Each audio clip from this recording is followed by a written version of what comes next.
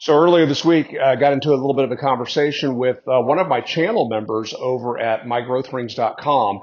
It was in the jigs and fixtures section of the chat, and this was Hank, who is in the process of building a rear support system for his Mark 7, I believe. I do recall it has the 520 table system on it. And it brought to mind a rear support system that I was playing with. Turns out it was 14 years ago, where I had stumbled across a patent from 1953 by a gentleman, Bernard Caldwell, who created a rear support system that mounted on his 10ER. Now, the 10ER was the earliest model of the Shopsmith multi-purpose tools.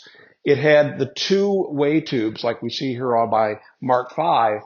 But beneath it, there's just a bench. So there were not tubes below. But in his patent, he came up with this interesting cantilevered approach to rear support. Now, he mounted it between those way tubes and then also supported it with an adjustable height leg system. And I got to thinking about this back then. I had a bunch of things I needed to rip and cut grooves in that were long, and I was working alone. So I needed a rear support system that would do me a little bit better than the ones that you've seen here. We put together a couple different shop-built approaches to rear support, especially with the 510, 520 table system.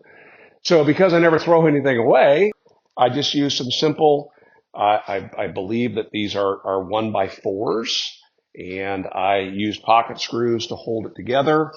You can see that I've got a circular notch here made with a Forstner bit. And I've got another notch with a screw in it. And that screw, and some spider webs, that screw is there for adjustment. But let me show you how this thing goes on. It passes between the way tube and the bench tube, below the front bench tube, and drops onto the rear bench tube. And that screw that's in there is designed to give a little bit of height adjustment here to get this level. Now, because I made my support table for my 510, I've thrown my old 510 table onto my current Mark 5. And here's what I came up with. And again, I remembered it having magnets, rare earth magnets glued onto it. I see the magnets are gone.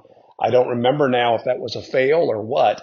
But you can see that I've made some notches, and I have this sized in such a way that once my rip fence is positioned properly, I can just drop that down, and it slides right past the rear clamp on my rip fence. Now, I don't know if this fence is different than the one that I was using, but I can just barely loosen that and reposition it. I recall having full adjustability with it. Right now I'm running into this piece. So, this table should begin a little bit further out. If there was any possibility that you might want to use the miter gauge with this installed, there would have to be some notches. You wouldn't want to continue the miter slots. You just need some grooves where the bar could pass on through, or maybe you're using a cross-cut sliding jig. Okay, the two big problems first off, it is not height adjustable, at least in a large scale. You see, as I raise and lower, it's moving that table in a bit of an arc. So I had this thing built and designed to where it would be safe at a height cutting 3/4 inch, 1 inch thick stock. So if that was to be cutting anything thicker and the table would be lower, this would have to drop down, and I don't have this made to drop down. The second problem is, what if you ever need to tilt the table? It is not going to happen with this. Now, I rarely ever need to tilt the table when sawing and dadoing and molding, but let's say that you did. So there would need to be some way to articulate the table, and that's where I stopped. So I got my task completed that I was working on, and just moved on away from this again all those years ago. But it worked really well for that application. And you can see that I still have ample use of floating tables, side support tables if you needed that. The fence, of course, could be used on the side table. But this is as far as it got. So, Hank, there it is. Anybody else who's seeing this, I will put a link, of course, to the conversation over on mygrowthrings.com. If you're not already over there, I encourage you to join.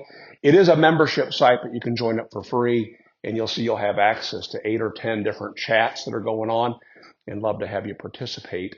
I think that's it. Make it a great day.